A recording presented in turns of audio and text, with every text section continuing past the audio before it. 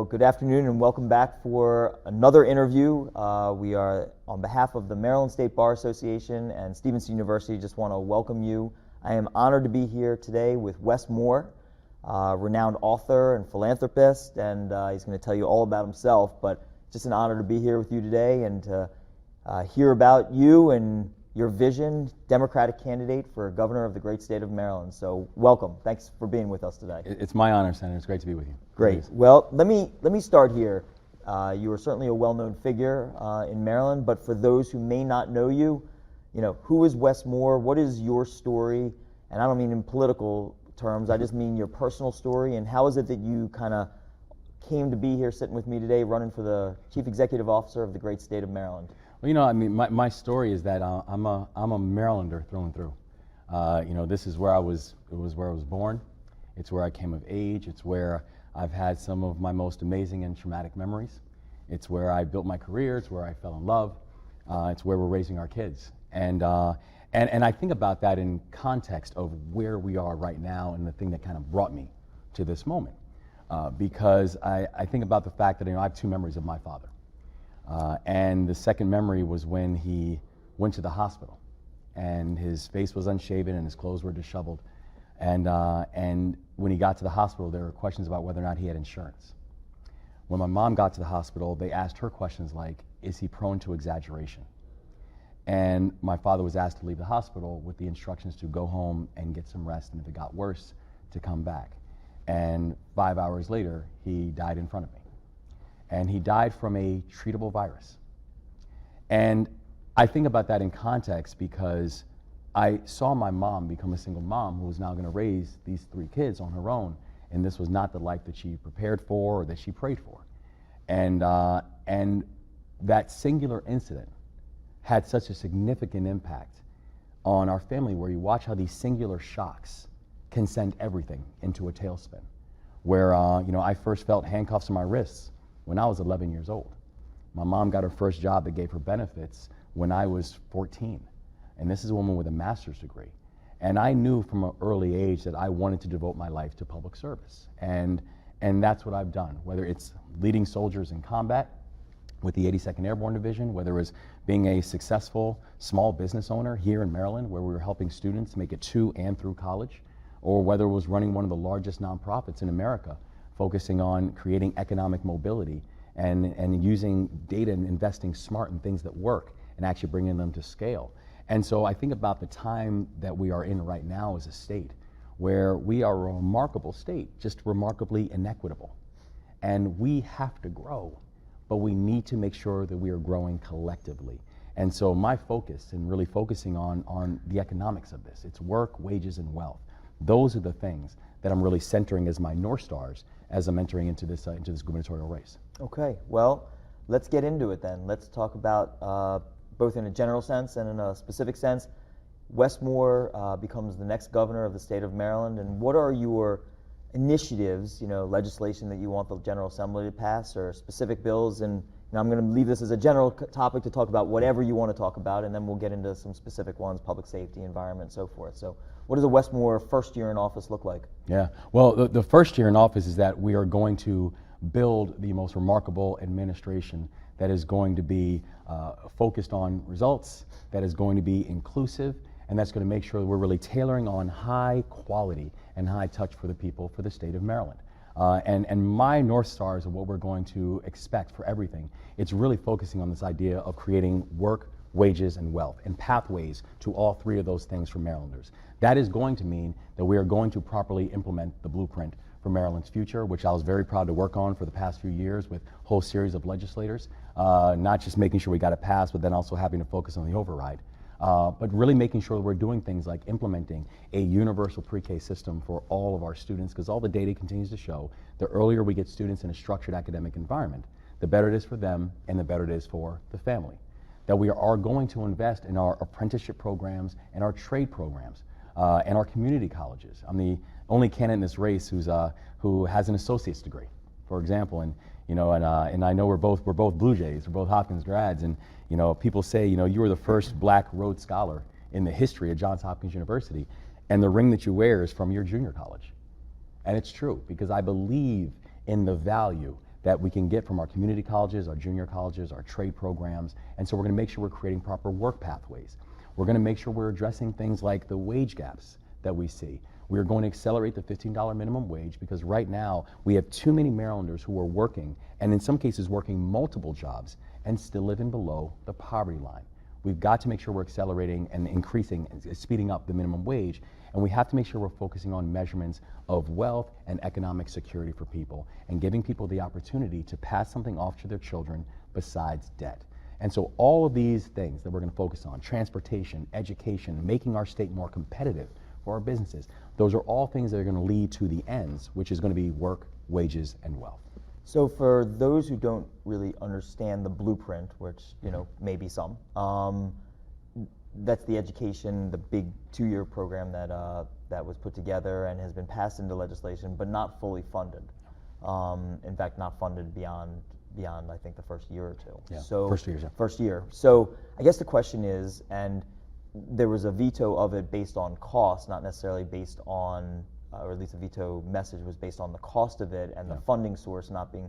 I'm unfortunately old enough to remember the Thornton Commission long before that, which also didn't have a funding source. And so I guess the question is, for the blueprint, which is this massive education increase for our kids, how do you get the money for that? Like, where does it come from? Is it through tax increases? Is it through savings? And if so, what are those? I guess that's the big rub on the blueprint for education. Have you been able to yet to think through how to get that done? Absolutely, and you can get this done without being able to make adjustments on income taxes or anything at all. We have first, I think it's important for us to center why this is so important.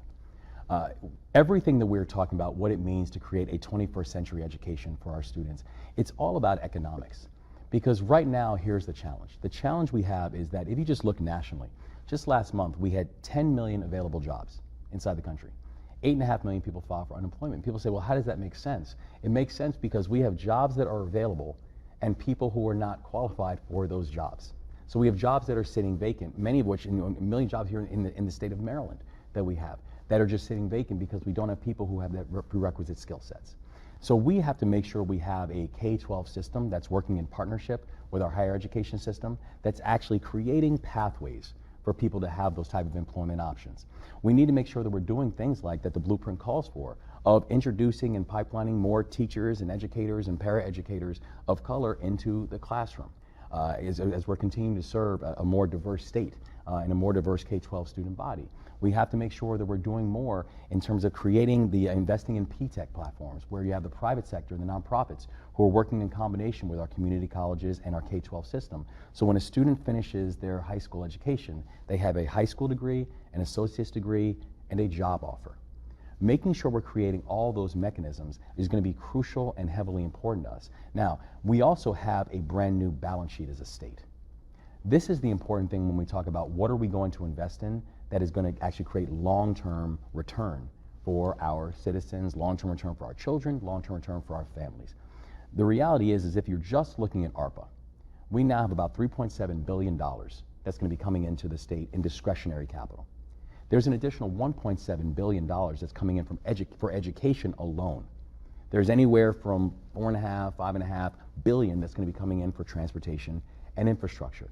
The reality is we have a brand new balance sheet as a state. Those are one-time those aren't ongoing they're not. revenues, though. And they're not ongoing, but the beauty of this investment, the beauty of this opportunity is how can we make sure that we can turn that 3.7 into 9.4 because it can be leveraged.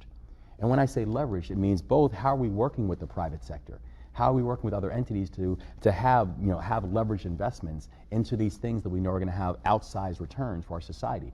And the second thing is this gives us a unique opportunity to be able to deal with everything from long-term and long-needed capital investments that we have in terms of infrastructure and housing and transportation that have been long needed, but we have not had either the capital or frankly the political courage to be able to get these things done. And also, how are we making sure that the educational investments that we're making are actually presenting measures of accountability? One of the most important things of the blueprint is it's broken up into 5 different parts. The 5th part is accountability.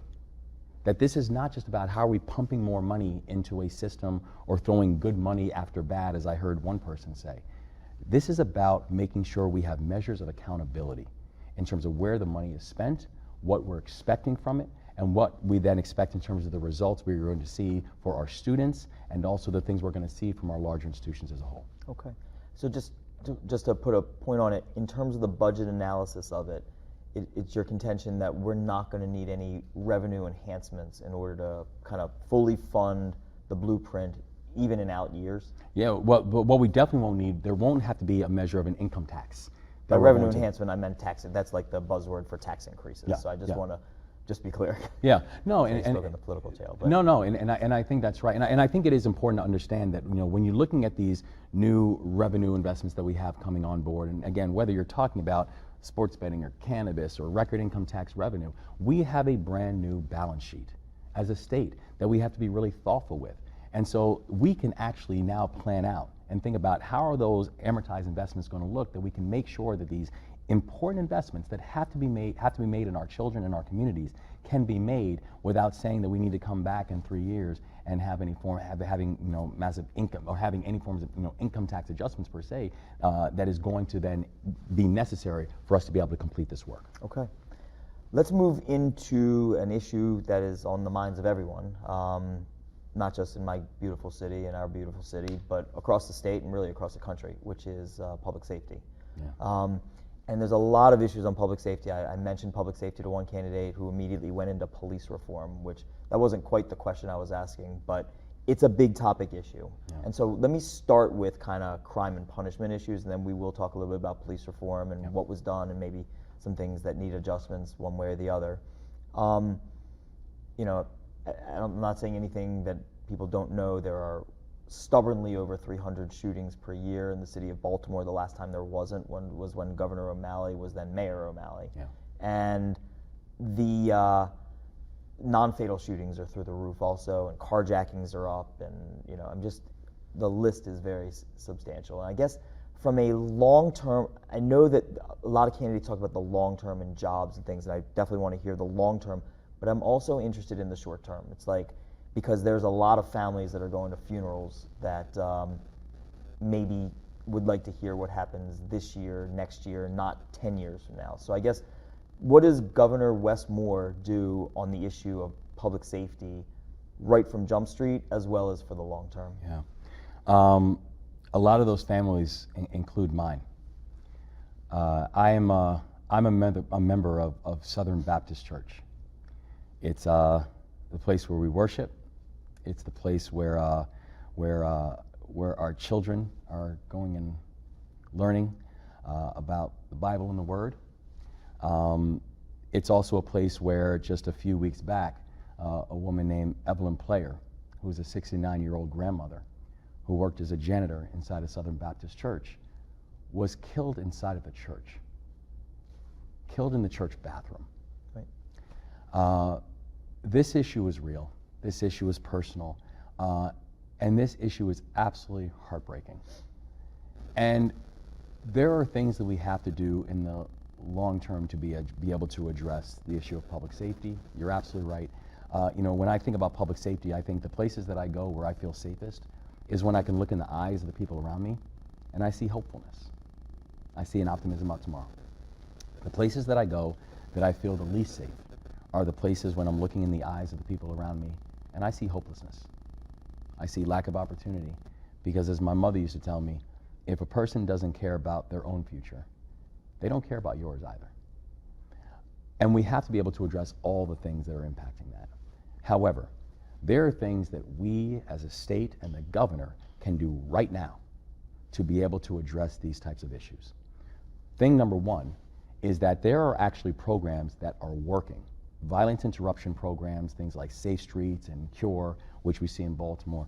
I mean, coming up, for example, Cherry Hill in Baltimore is one of the most violent areas in the city of Baltimore.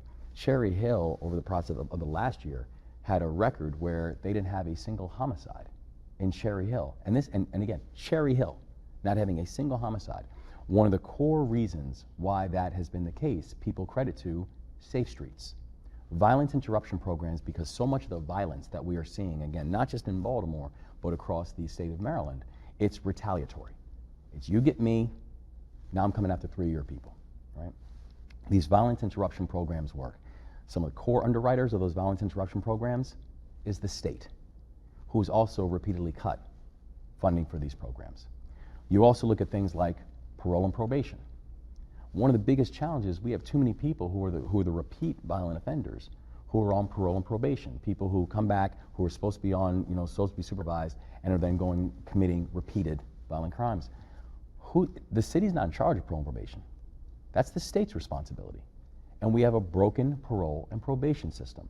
The state can uniquely lean in to be able to fix the parole and probation system and be able to address so many of these repeated violent offenders that we continue to see in our communities. So if I could just interrupt you, I apologize, we're going to get to all these issues. But on parole and probation, I remember we did justice reinvestment a few years ago, and so I was kind of digging into the whole parole and probation issue, and there's a lot of adjustments that were made. But how does a parole officer who, checks in with an offender, gets a phone call or gets a Zoom in these days, or even sees somebody in person, how is that individual supposed to? I mean, I've heard the word about parole and probation can be the fix in this, but them checking in with offenders if they're going to take a gun for a second time with a felony on their record and go do something, I'm not sure. I guess what's the tie-in between what a parole and probation agent can do, in addition to what their job is to help stem that violence? I don't get that connection. Yeah, well, I think that the connection is that they're the ones who are really that primary touch point responsibility as to what that person is doing and where and how that person's life is actually being navigated as they're returning out, right? And so I think there's two things that we continue to see with our parole and probation officers. One is they're just overwhelmed. The caseload is too large that we have for parole and probation officers. And so frankly, you have people whose caseloads are not at all consistent with how they're actually being able to manage their days. So there needs to be an increase in investment and an increase in financial support for our parole and probation officers. But the second thing is going to be this. What are the tools that the parole and probation officer has to actually be able to impact the life of the individual that they are then working with? Because right now, the way parole and probation oftentimes work is, you're exactly right, it's almost like a check-in, right? Show me that you are employed. Show me where you are living. Show me X, Y, and Z. But there are increased resources that we should be able to empower our parole and probation officers with. For example, when someone's returning home, if you have restrictions on where they can live, i.e. if they cannot live in public housing, even if their family's in public housing, and especially if the data continues to show that reunifying them with their family actually does make an impact on recidivism. But we still have laws that are so antiquated that does not allow that to happen. When we have restrictions on where people can work because they have criminal records, whether it's federal jobs, state jobs, or having to go through a whole series of box checking in order to get employment. If we have restrictions as to if they go to school, can they receive grants to be able to go to school, where it's like, congratulations, you've been accepted at X school, however, trying to figure out how you're going to pay for it.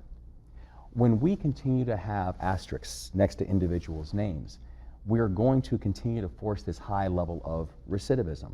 These are tools that we can actually strengthen and reinforcements that we can give to our parole and probation officers that can give them a better chance and a better opportunity to be able to do the work. And that actually leads to the third thing is there are also some unique tools that the state has that we can put on loan to the Baltimore Police Department. For example, you have CIDs, these criminal investigation detectives that are on the state level, who could actually be put put to BPD on loan, so they can actually begin to address things like closure rates. Right now, we have a less than 50% closure rate for homicides within the city of Baltimore. So if you commit a homicide in the city of Baltimore, there's a better chance you're going to have to get away with it than get caught, right? These are resources that the state... That's before it gets to the state's attorney's office. And that's before it gets to the state's attorney's office. That's exactly right. So there are resources that the state could actually put on loan to the city of Baltimore and to other areas around the state that could help to decrease that caseload, and then also, though, help to restructure what exactly the benchmark expectations that we have for our parole and probation officers as well. Okay. How about sentencing? It's unfortunately political football. Back in during Justice Reinvestment Act just a few years ago, there was sentence reductions on a number of things, and then sentence enhancements for more violent crimes. Somebody made the comment to me yesterday, actually, on sentence reduction. the legislature took down theft, theft under 1,000, and now you see the guys with the masks running in and in California or whatever, and doing these like flash mob thefts for under 1,000, because they have similar things that have gone on there. So it's just a political football. I guess I say that only to say that I've asked all the candidates about the governor's proposal. One of them is on sentencing, and you have, so I guess I'll just throw it out to you as a general question versus just saying the one specific crime. Governor Hogan has tried to focus on his legislative agenda over the years on repeat violent offenders. So the people that are just continuing to use handguns in crimes of violence and somehow manage to get convicted multiple times, which is, as you just said, quite challenging to do, even when you're doing it a lot. So I guess the question to you is, what are your thoughts about sentencing, whether it's mandatory sentencing, enhanced sentencing, lessened sentencing of crimes? Are we where we should be on that? And if not, where should we be? Yeah, I mean, I think the governor's right to be able to put a greater level of focus on this, because oftentimes, particularly when we're talking about violent offenders, we know who the trigger pullers are. We know who many of the violent offenders are, because oftentimes they are people who have been within the system and continue to be within the system. Where I disagree with the governor is how exactly to address it and how exactly to tackle it. Where if you look at the impact that mandatory sentencing and those type of initiatives have had on the state of Maryland, the answer is that they have not had a marked impact on the levels of violent crime and on homicide rates. The reality is we have watched over the past 7 years violence and violent crimes increase within the state of Maryland after having 8 straight years of watching it on the decrease. We also can we can look outside of Maryland and see other states who have implemented these measurements of mandatory minimums and mandatory sentencing, and it has not had a marked impact on how violent crimes are happening within the state. The things that we can do to actually address violent crimes and repeated violent offenders, and we can give our judges, we can give them more discretion. I think that's where it actually should lie. However, it's the other things as well that we should be focusing on that's addressing these measures of violence crime. Things like fixing a broken parole and probation system. Things like making sure we're investing in violence interruption programs. We do that type of work, we're going to get to the shared goal that I have with the governor. But again, the disagreement that I have with the governor is how exactly to get there and the things we want to put in place that actually are showing measurements of impact to help us get there faster. So to be fair, I think the governor's initiatives are increased availability of more sentences, not mandatory minimum sentences.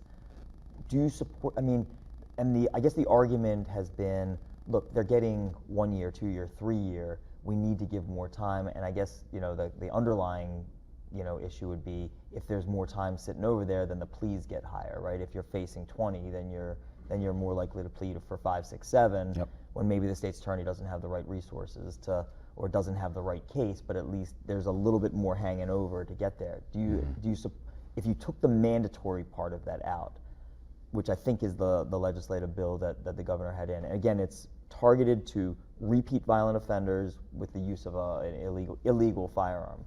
Does that make sense? Yeah, I think that's the mandatory part and who's legislating it. That for me is really the core part of this issue, right? Like I am in agreement that there are people who frankly are being released too quickly. We need to get a better measurement and a better understanding of, are the sentences that we are getting, are they actually correlating to the crimes? We also need to get a better measurement of what are the things that are happening inside of facilities that's actually preparing people for their reentry, and how we're preparing society for the entry. And that's addressing things like where are people living, where are people working, getting people's job skills, that when they're coming back home, they have a chance of actually being productive members of society. However, the challenge that I have is where should the authority lie? And knowing that we are giving our judges the measures of discretion is important to me as we think about ways we're going to be able to deal with this. Okay. We could talk about public safety, the entire hour. I know we have a lot of topics to cover in a very short amount of time. You've done a lot of great work on that, by the way. Thank you. A lot of great work. And I want to talk about the juvenile system as well, because that is critically important. I want to hear your thoughts on that. Before we get there, the General Assembly last year, under the leadership of my former Vice Chair, Will Smith, passed a series of bills related to police reform, obviously in the wake of some national tragedies.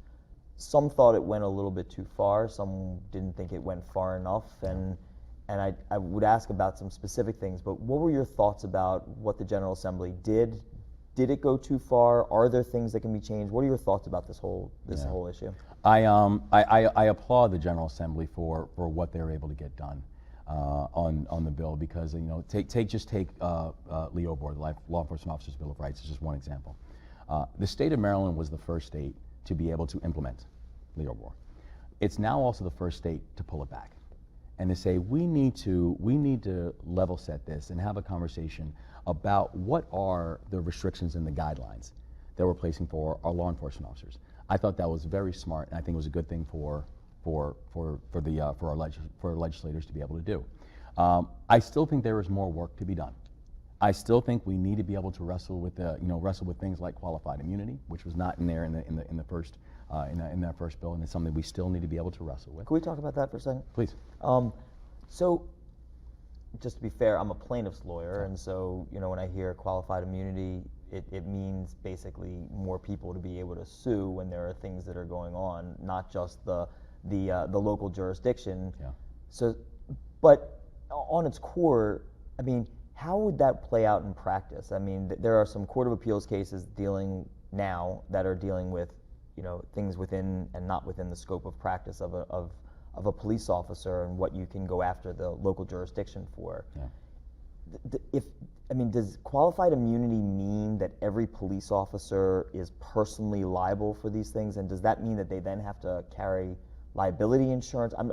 I hear the debate kind of on the 64,000 square foot level, whatever that phrase is, but I'm not sure I understand how it works in practice. Does an officer have to carry? Is that how that qualified immunity works? No, I think the way I look at and define the aspect of going after qualified immunity, it's not necessarily just saying how are we going after the individual, it's how are you going after the system, right? That when we're looking at the system that we have that enables measures of qualified immunity, that there are structural breaks that allow, when you have infractions, when you have actions that are not even just skirting outside lines, but heavily deviating from outside of lines, that there are measures of protections within a system that then need to be addressed. Because it still goes back to what's the core goal and what are we hoping to do when it comes to not just improving policing community relations, but actually honoring the policing constitutional responsibilities, right? But let me ask you this though, but qualified immunity itself, which I find intriguing as an issue, is at its core is being able to civilly sue somebody. It takes away their immunity. That's the whole issue.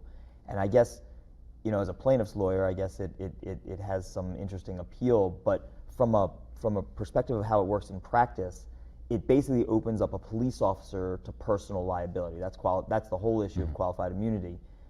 I haven't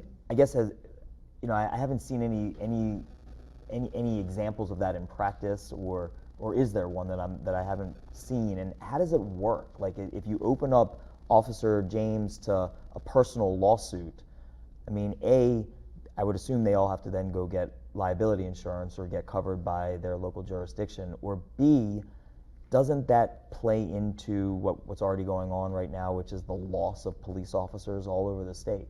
Well, I think the loss of police officers. There. The loss of police is something else, and I do want to talk about that as well. But I think one thing that we have to do is we're putting together legislative packages. We also have to be able to understand and take a look at what are the other industries where we don't have a measure of qualified immunity, but we still do have measurements of protection, both of the individuals inside of the work, but then also of the communities in which they are serving, right? And so we see how that plays out in a variety of other different elements and other different spaces, whether it be in the education space, whether it be within firefighters. So we actually have precedents and benchmarks that we can then work off of, and we're going to ask the legislature should have to work off of. So it's not something that has a measurement of precedence. What it is, it's the precedence that's taking place within the police department. And that's, I think, the balance that we're going to have to strike when it comes to being able to make sure that any forms of adjustments that happened to the original bill that got passed last year, that is something that correlates to where the need is of both the police department and also for the community. I think when we're talking about the loss of officers, and this is a very big deal, because when we are watching the levels of violence, and you talked about it earlier, and whether you're talking about violent crimes, property crimes, et cetera, The loss of officers that we are seeing, it's troubling. We also, though, have to understand that there are certain mechanisms that we can and we should put in place to be able to help to stem that. The first thing is we have to think about the things we are asking our law enforcement officers to consistently respond to.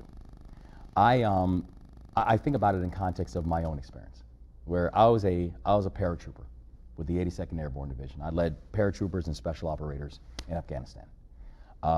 We were taught de-escalation techniques, but I know for a fact that everywhere I went, when I walked in with my Kevlar and my flak vests and my M4 and my Beretta, when I walked into a room with my whole team of paratroopers, we escalated the situation. By definition, our presence escalated the situation. And so even though we were taught de-escalation techniques, it's something that you have to keep in mind that just simply asking us to respond to certain situations, there was a difficulty that you were asking us to lay a burden on. So for example, there's certain reasons why we had USAID people respond to certain things, or State Department people respond instead of the 82nd Airborne Division. How we are thinking about things like crisis intervention teams that we're seeing in Anne Arundel County, for example, is putting together, has become a remarkable model about how crisis intervention teams can actually play a really important role, considering the fact that around 40% of 911 calls have some form of mental health break or mental illness that's being attached to it. Is that something that we're asking police officers to respond to? Or is that something we're asking our CITs to respond to?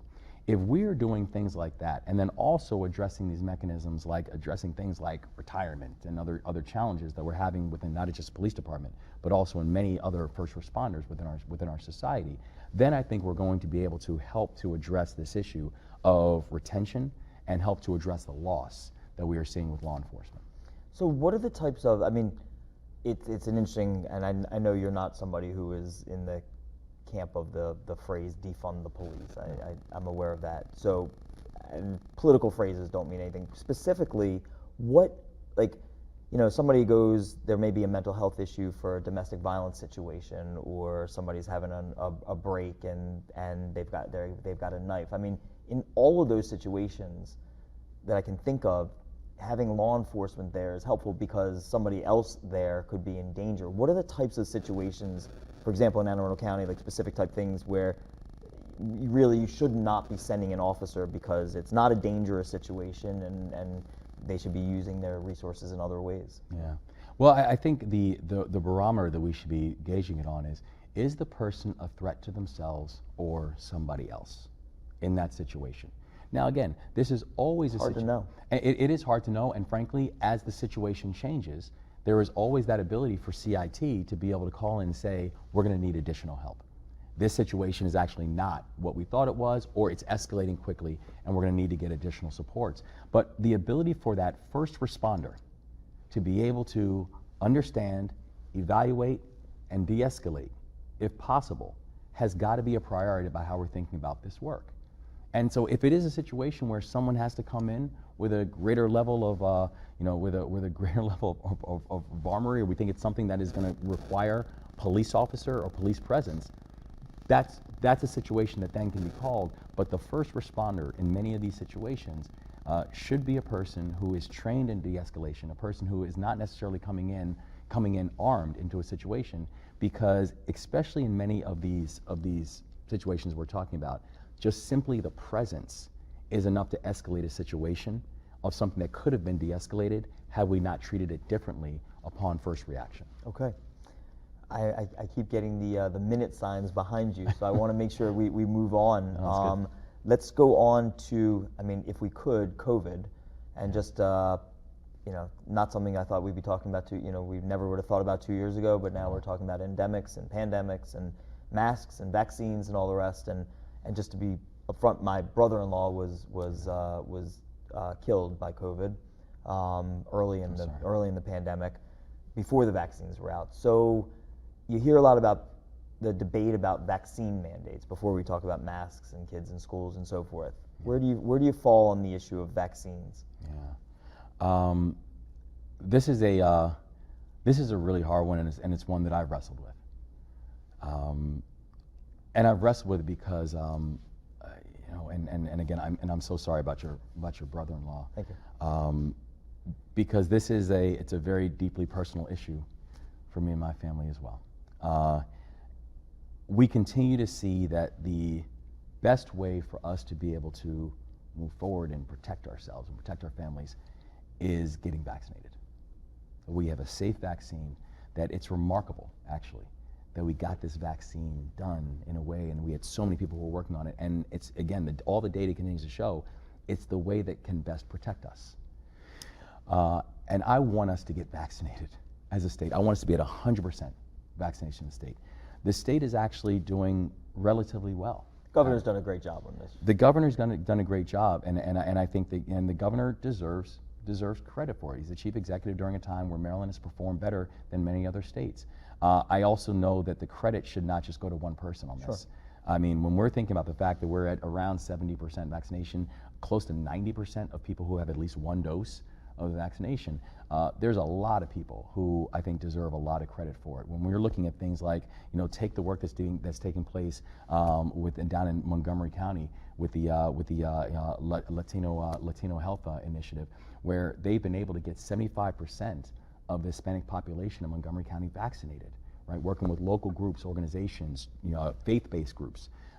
When you think about what's happening in Anne Arundel County was the first place in the state to actually being able to offer free COVID tests inside of public libraries, right? So we've watched a lot of local leaders who have led on this in a really powerful and important way.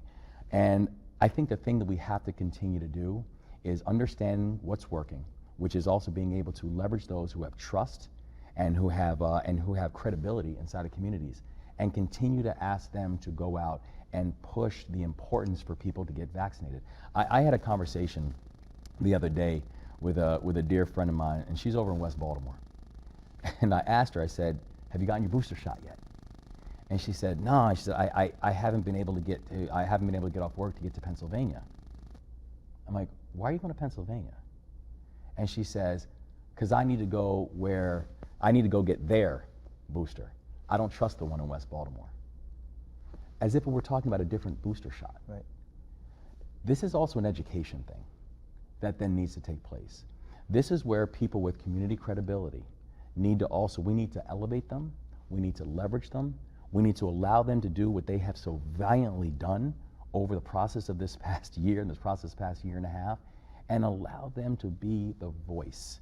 And so when I say we want to get to 100%, vaccination within the state of Maryland, my thing is we have to make sure that we are thinking about the things that have worked to get us there thus far, making sure we are leveraging that to be able to help us to get into this final mile. So I don't mean to push you, and if you don't want to, but the difference between we got 30% or whatever it is left who are just anti, is it a just coax and try model, or is it a, you know, if you want public housing assistance, you want your voucher, you want your driver's license, you want to work in a state building, you want to get onto a bus, you want to get on a train, you must, and you must show a card. So because it's two different models, and it is, you know, and it's very political and hard to fight through the noise. But I don't mean to pin you down, but no, and I want to be clear. I do not believe that we should be tying state services to vaccinations. I don't believe for a person trying to get a driver's license, for a person who's trying to get their benefits, that we should tie vaccinations to it. I do not believe that.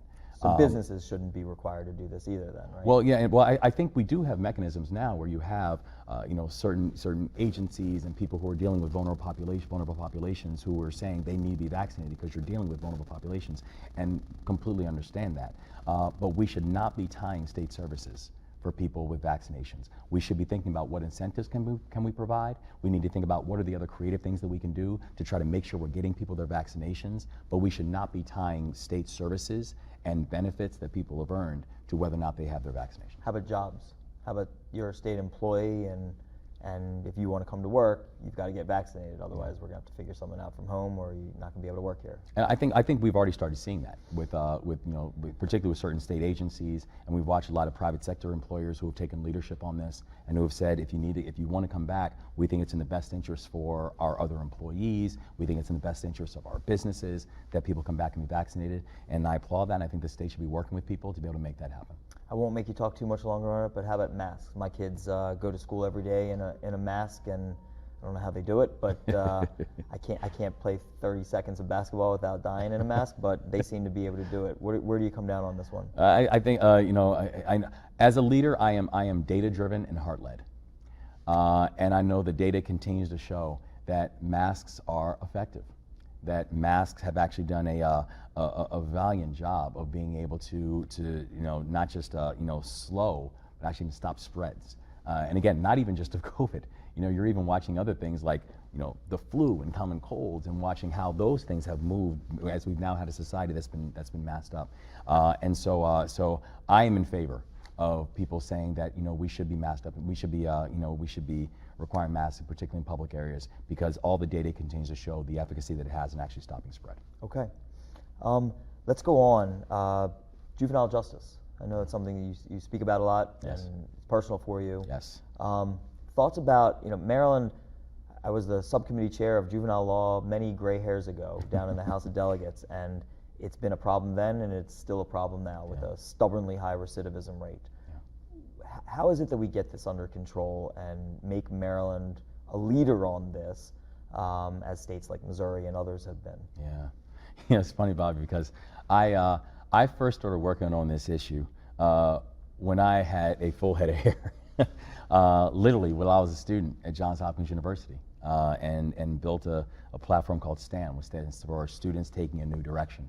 And we were working with students who are first and second time offenders in Baltimore, who are involved within the system, and working to mentor, befriend, tutor, get them back into the classroom, which, as you know, is a whole nother issue, getting them back into an educational setting.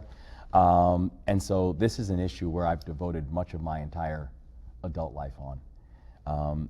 And it's a challenging one because it is so interconnected with everything else that we see. The challenges that we see, oftentimes when we're talking about adult offenders, these oftentimes are juveniles who have now just gotten older. Right. And so I think the things that we have to do is we have to focus on how our juvenile justice system is actually truly going to focus on this idea of rehabilitation, re-entry, and stopping that cycle that we have. Because you're watching how so many of these key early indicators are showing themselves within our juveniles. Maryland also has an incredibly stubborn rate of juveniles that are being tried as adults. In fact, we're only behind Alabama for the amount of juveniles who are being tried as adults. And again, I applaud the work that you were able to do with the Juvenile Justice Reform Council to be able to stem that trend and to be able to stem that tide of juveniles that are being later on tried as adults.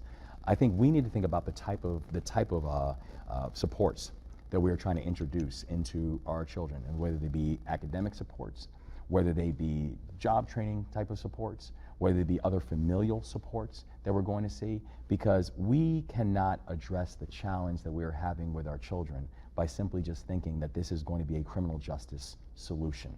The criminal justice actions, and oftentimes, are a reaction to other things that are then taking place within the household. So our ability to think holistically about it and think about even like the sentencing guidelines that we have for our children, what that's going to look like as they enter into that system, and how we hopefully make sure that's the last time they have to be within that system, is going to be crucial for us to be able to move forward on it. Okay. I got we have 10 minutes left, a little bit less than 10 minutes. We've done 50 already, and haven't gotten to a fraction of what I want to talk about. I would want to do a little bit of a rapid round. Great. Some yes, no's, maybe with a little explanation, so we can get through a couple of them. All right. Issue came up yesterday, and actually is in the General Assembly, which I was surprised it came up, and just want to hear your thoughts on it. And I set it up, and I try not to be too slanted on this, but Okay. Baltimore County is quite proud of having a school resource officer program that is a national model, one that these aren't police officers in schools, these are really well-trained coaches and teachers and people that are teaching classes during the day and providing a measure of safety and security. There have been some issues, not in this jurisdiction, but I just wanted to know, there's a piece of legislation in the General Assembly to simply do away with the school resource officer program, despite jurisdictions like Baltimore County, it being quite popular and wanting to have it. What is your position on the state getting involved in this issue and saying that you cannot, as a jurisdiction, have this program? Yeah, I think that SROs are local jurisdiction issues. I think that the governor shouldn't necessarily be leaning in, and you are right about the things that I've continued to see and with Baltimore County as being actually a model of how the process can work. I do, though, have a challenge with the idea that we have jurisdictions that have more SROs than mental health counselors. I do have an issue with the fact that we do have jurisdictions that have more SROs than college guidance counselors. We have, in the state of Maryland right now, we have one college guidance counselor for every 476 students.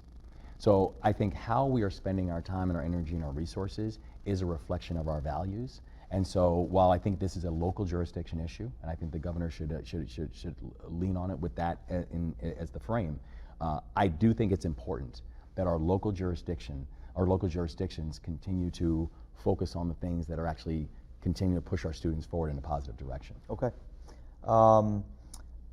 I've asked, one that's important to the bar. I don't know if you've had an opportunity to think through this one. This is a bill that's been in for 20 years, as long as I can remember, and it has to do with judicial elections.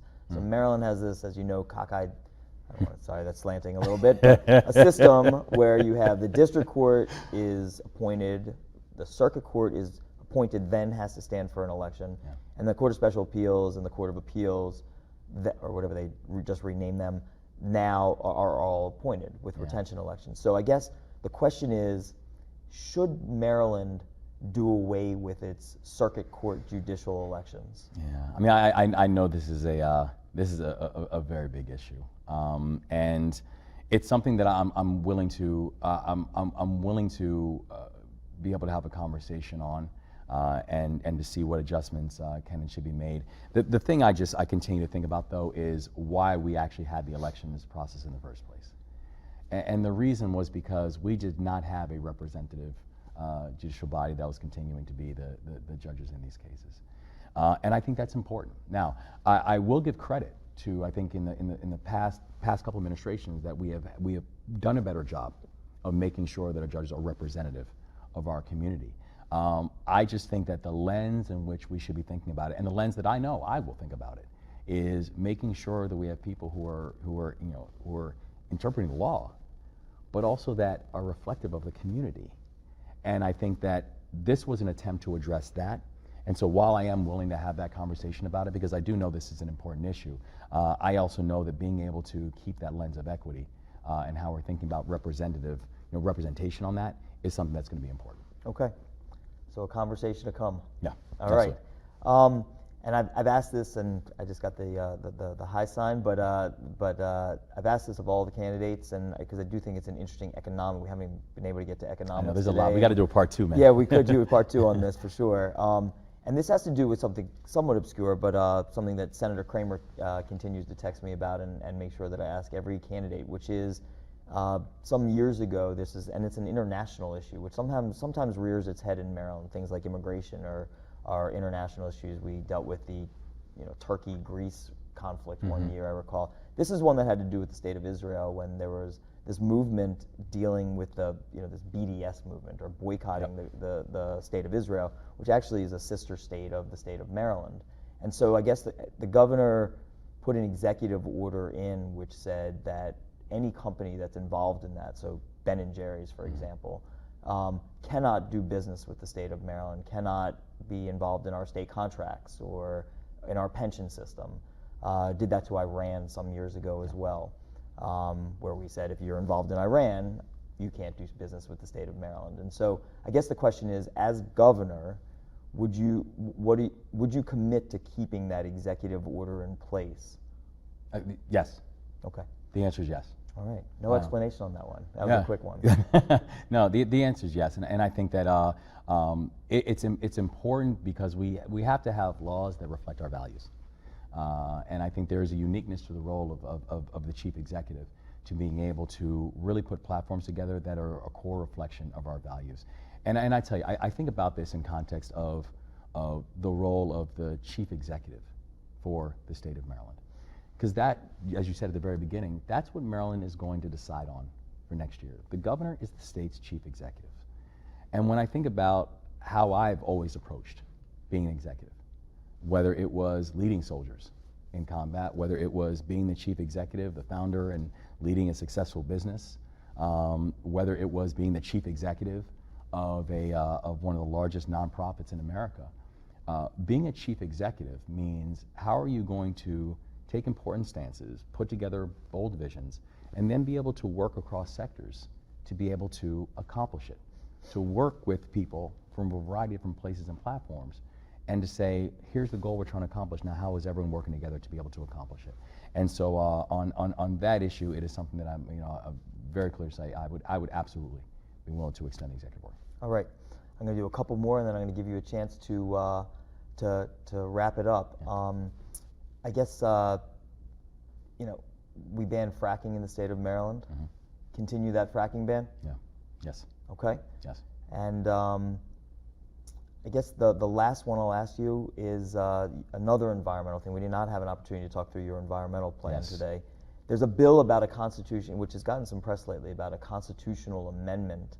Actually, I'm going to ask you two more constitutional amendments. The first one is a constitutional amendment for a clean environment, which sounds kind of pie in the sky. It's based on the Pennsylvania, it was just in the paper the other day, which I think would essentially give a right to sue under the give you a constitutional right to sue. So standing for environmental type issues, clean air, clean water, and so forth. Good idea, bad idea? I mean, I respect Delegate Fisher's leadership on this, and I think because she's serious and she's right about the fact that we have not had executive leadership on this. This is an existential question. And we all should have the right to a clean environment, and particularly when we're looking at the disproportionate impact of environmental injustice and how it is taking a disproportionate impact on communities of color, disproportionate impact on low-income communities, and so we have to be able to move aggressively to protect our communities, whether they be urban, rural, or suburban communities. And especially when you're looking at the geography and the topography of Maryland. 70% of our state are in low-lying, water-lined areas.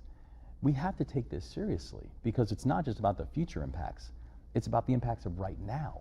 Do we put it in our Constitution? No, I think we need executive leadership. Okay. I think we need to have an executive branch who is willing to be aggressive about ways we are going to deal with this. So, for example, and we talk about my environmental policy, and I'm proud of the fact that it's one of the boldest environmental policies that we've put out, that any candidate has put out during this campaign, about how are we going to address things like greenhouse gas emissions by being able to focus on mass transportation options, moving cars off of the road, move ourselves to greater levels of electric vehicles, where I have a pledge that by the end of my second term, every single state vehicle within the state of Maryland will be an electric vehicle. But we have to move aggressively on this. And I think that if we can have the executive branch, we have the second floor in Annapolis, who is taking real measures of leadership on this. We don't necessarily need to have, we don't have the legislature who is then saying in the absence of leadership, in a void, we will then have to step in to be able to deal with something that's an existential threat. All right, last question. Yeah. It's a very detailed question, but it is a constitutional amendment, potentially. Yeah. What is your thought about this in this legislative session, which is coming up? I heard you say that you are for the legalization of cannabis. Obviously, we have decriminalization, have already expungement opportunities in the state already, medical cannabis. Yeah. So the question is to legalize or not legalize for recreational use, and then part B of that, and we really have run out of time, but part B of that is, do you put that on referendum, which puts the legalization of marijuana in the Constitution? Yeah, I think Speaker Jones has and her leadership has said that that this is going to move towards a referendum, and I think that Speaker Jones is right. We move it towards referendum. However, because I think it is important that we hear the people's voice on this. However, there are two things that need to happen as we're doing this, and the legislature does play a role in this, even if it does go to referendum. One is we cannot talk about the benefits of legalization if we're also not talking about the consequences of criminalization. And that's where things like automatic record expungement needs to be part of this conversation. And it needs to happen as something that's happening simultaneously and moving now as we're moving towards expungement for possession? Correct, yes. Expungement for possession with intent to distribute? Well, I think, You start going down the line a little bit. Correct, Correct. correct. I asked a candidate another time, drug kingpins don't just sell one drug or the other. So when people talk about expungement, is it possession of small amounts of marijuana is already automatically expungible? Yes. So the question is, how far down the line do you go on that? Well, and oftentimes when we're talking about kingpins and that type of thing, to be honest, that's usually not the only charge that they have. That's true. Right? So I think definitely not the only drug. Exactly, right? So I think we have to be clear that when we're talking about expungement, particularly for cannabis expungement, the people who we're talking about that will directly impact are oftentimes not the kingpins and not the people who are the mass level distributors Right. of drugs and drug paraphernalia as a whole. The second piece, though, has got to be how we're thinking about the equity component. And we saw significant challenges what this looked like in terms of the medical rollout. Where Maryland joined 37 other states that we have across the country that had some form of medical process. But frankly, Maryland did not do well when it came to really adding an equitable lens into this. Partially, the challenge of it is that even entry into the cannabis business, this is a cash-intensive business because it's still federally illegal, and therefore you can't get access to basic capital up and down the capital stack and credit and that type of thing. So if you have the cash and capital to be able to enter and participate, it was one thing. That has not always been the case, and that's also one of the things that's driven the market to have measures of inequity involved in it. And so I think as this happens, as this goes in front of referendum, and as the people have their say as to where this goes, I still do think it's important that we are looking at things like what are the consequences of criminalization and records that we need to address, and how we think about the equity and participation component, and not just of growers. It's all of the different elements of the cannabis industry that we have to make sure we have an equity lens on. So employees. Yes. As well as licensees. I think it's employees, it's owners, it's growers, and also let's be clear, there are rules that are still on the books right now that for a person who has a cannabis charge, that a person could have a charge of a violent crime and could get a job in the cannabis industry, but a person who has a cannabis charge cannot. Like, these are laws that we just have to say, this is where the legislature plays an important role in working with the chief executive. But this is where the legislator is going to play an important role to make sure that we are looking at all the laws that are sitting on the books. What are the unintended consequences that we continue to see within communities? And then what are the things that we have to be proactive and aggressive to be able to address now as the market continues to open up? Okay, we have come to the end of our hour. So I want to, before giving you the last word on why people should vote for Wes Moore for our next governor, let me just say, on behalf of the Maryland State Bar Association, partnering with Stevenson University on this gorgeous campus here on Green Spring Valley, let me just say thank you so much for joining us today, joining with the members of the bar and everyone else out there in virtual land, and sharing some of your thoughts about a few issues. We didn't get to as many as I would have liked, but it was really an honor to have you here, and I really appreciate it. And just, I'll give you the last word. Just tell the folks one more time why Wes Moore for governor in our next election. No, thank you, and first, and thank you so much. This has been a joy and an honor, and we do need to do a part two, because there's a whole lot more that I'm excited to get to, and I'm asking for your support, because I think in this moment, as I've been going around the state and talking to people in every single corner of the state, we continue to hear that the challenges that we are seeing, whether it is the parent who's saying that my child is now at an 8th grade level, and last year they were at a 9th grade level, and looking at the learning loss that children are facing. When you're looking at the fact that there are employers who are people who have lost their jobs, and it's not even that the job is gone, the entire industry is going away. When we're looking at the challenges of inequity within pay grades or wealth, you realize that these challenges that we are seeing and facing, they're not new. These are generational challenges. And I think in this moment, the thing that we continue to hear from people is that in order to address these generational challenges, we need a measure of generational change. We need to be able to look at this from across sectors. And that's what I've done my entire career. Build bridges, build bonds, be able to build a big tent, and knowing that we are not going to get addition through division. And so in this moment, as we are electing our next chief executive, I know that I would put my executive experience against anybody else inside this race. And as we continue to move forward, as the momentum around our campaign continues to build, I would just humbly ask for your support. as we continue to push our state forward. All right. Well, again, on behalf of the Bar Association and Stevenson University, thank you so much for being with us today, and good luck to you. We look forward to seeing more. It's my joy. It's great to be with you, always. Thank All right. you. Thanks, buddy.